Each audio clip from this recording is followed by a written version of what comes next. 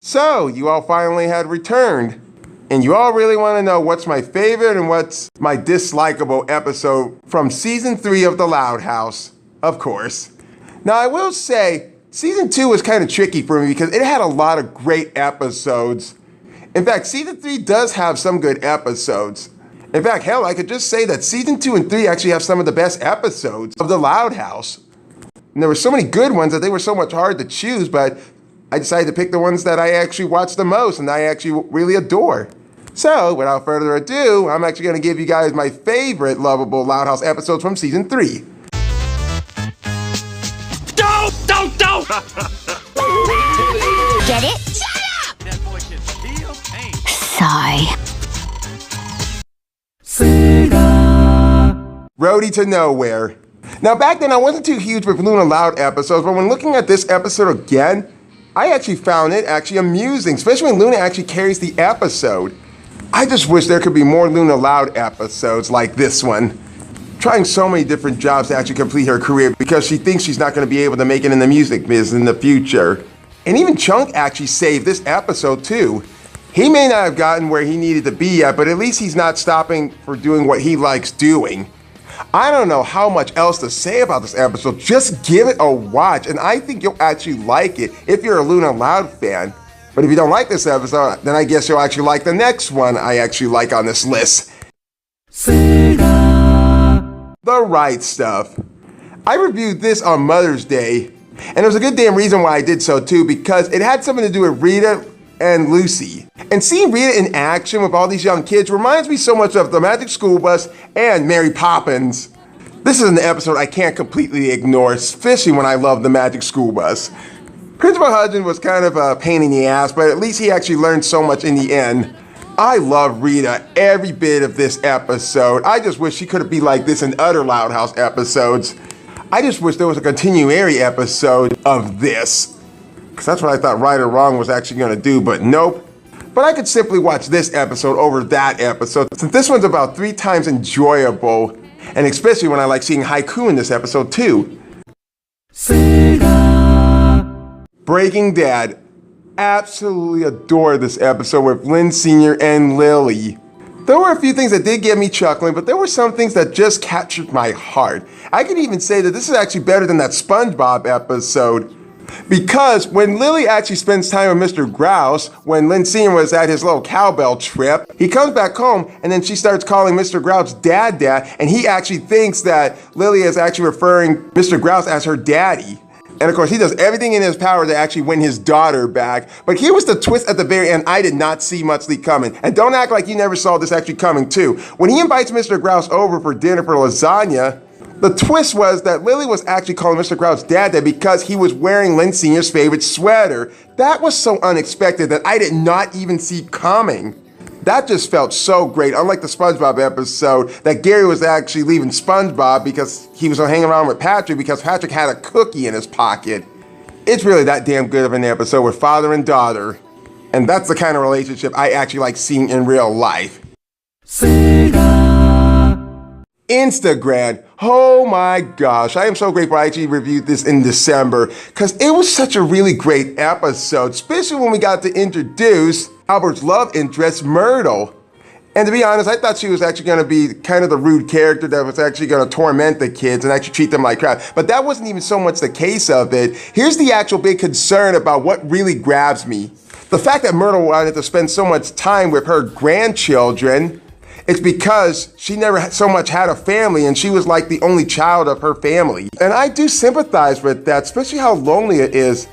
I'm not exactly sure what it would feel like if I was the only child of my family, but I'm so grateful I actually have brothers and sisters, even a brother-in-law.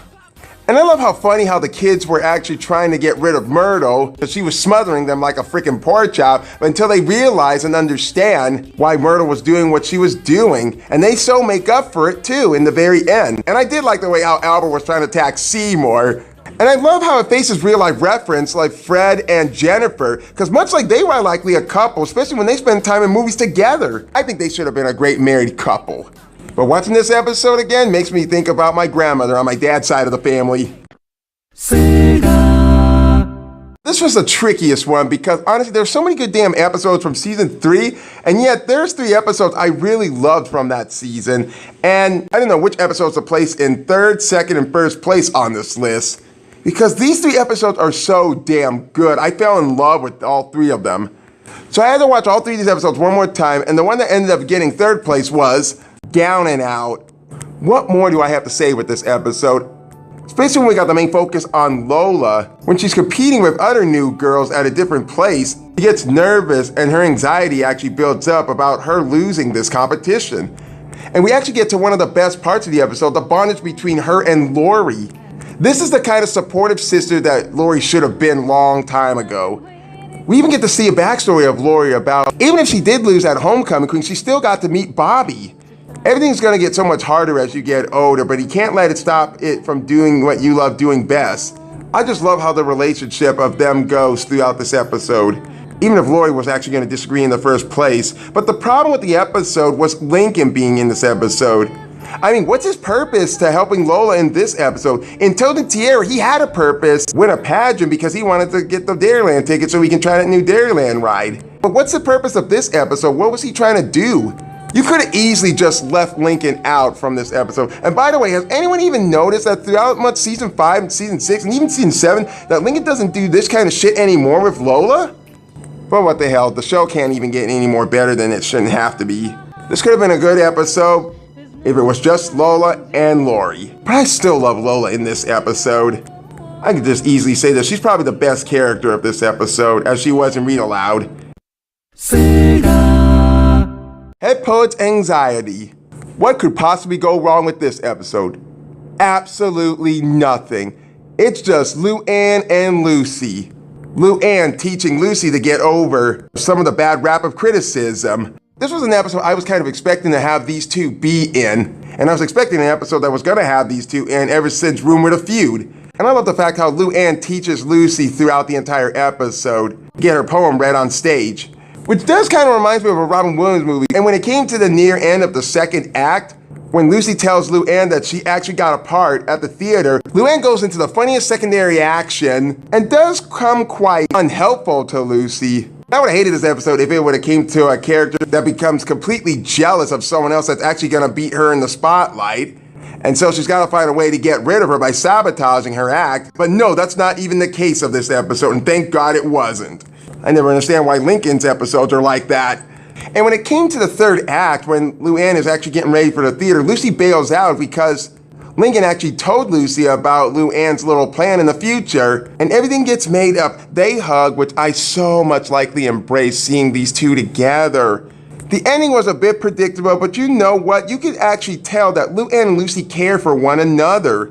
There was not a single thing I hated from this episode, and I just love seeing the colors black and yellow together. And for every watch when I give this episode, it gets better and better, and I don't think it's going to leave my mind anytime soon.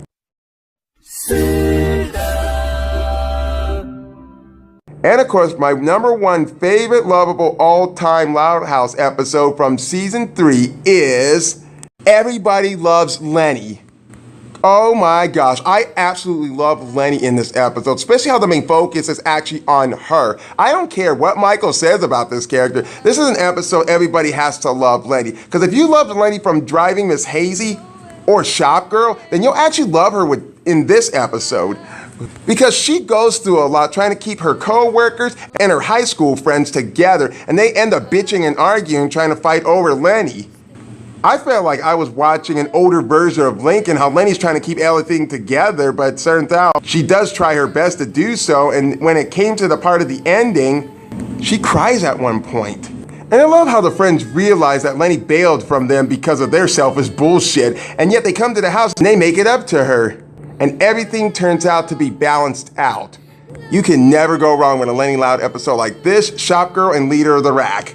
I could just consider this episode to be my favorite all-time episode from season 3 because there was no competition, the characters are likable, the comedy is real much strong, and even the story is so much interesting.